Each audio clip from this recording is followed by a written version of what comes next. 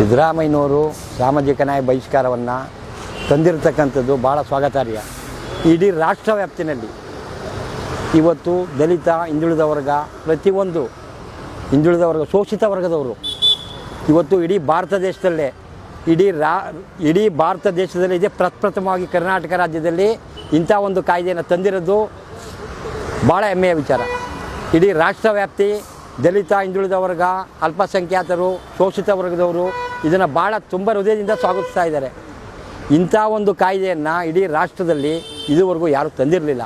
ಅಂಬೇಡ್ಕರ್ ಅವರು ಕಂಡ ಕನಸಿನ ಒಂದು ಕೂಸು ಇವತ್ತು ಅದನ್ನು ನನಸು ಮಾಡ್ತಾ ಇದ್ದಾರೆ ಸಿದ್ದರಾಮಯ್ಯನವರು. ಇದು ನಿಜವಾಗ್ಲೂ ಪ್ರತಿಯೊಬ್ಬರಿಗೂ ಕೂಡ ಒಂದು ಒಳ್ಳೆಯ ಬೆಳವಣಿಗೆ.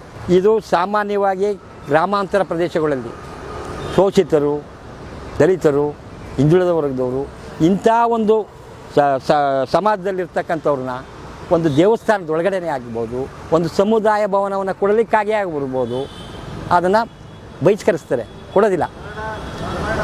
ಅದಕ್ಕೋಸ್ಕರ ಇವತ್ತು ಈ ಕಾಯ್ದೆ ತಂದಿರೋದ್ರಿಂದ ಇವತ್ತು ಈ ಒಂದು ಶೋಷಿತ ವರ್ಗದವ್ರಿಗೆ, ದಲಿತ ಜನಾಂಗದವ್ರಿಗೆ ಒಂದು ಒಳ್ಳೆಯ ಆಶಾಕಿರಣ ಸಿಕ್ಕಿದೆ ಅಂತಕ್ಕಂಥ ಮಾತನ್ನು ಹೇಳೋದಕ್ಕೆ ಇಷ್ಟಪಡ್ತೀನಿ. ಸಾಮಾಜಿಕ ಬಹಿಷ್ಕಾರನ ಮಾಡ್ತಕ್ಕಂಥ ಕಾಯ್ದೆ ಅಂತ ಇಡೀ ಭಾರತ ದೇಶದಲ್ಲೇ ಇವತ್ತು ದಲಿತ ವರ್ಗದವ್ರು, ಹಿಂದುಳಿದ ವರ್ಗದವರು ಸ್ವಾಗತಿಸ್ತಾ ಇದ್ದಾರೆ ಸರ್.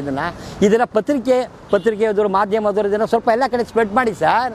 ಇಡೀ ರಾಷ್ಟ್ರ ವ್ಯಾಪ್ತಿ ಪತ್ರಿಕಾ ಮಾಧ್ಯಮದವರು ನಿಮ್ಮ ಸ್ನೇಹಿತರುಗಳಿಲ್ವಾ? ಎಲ್ಲರಿಗೂ ಇದನ್ನು ಸ್ಪ್ರೆಡ್ ಮಾಡಿ, ಎಲ್ಲ ಕಡೆಯೂ ಬರಲಿ. ಇದು ಇಂಥ ಒಬ್ಬ ನಾಯಕ ಕರ್ನಾಟಕದಲ್ಲಿದ್ದಾನೆ.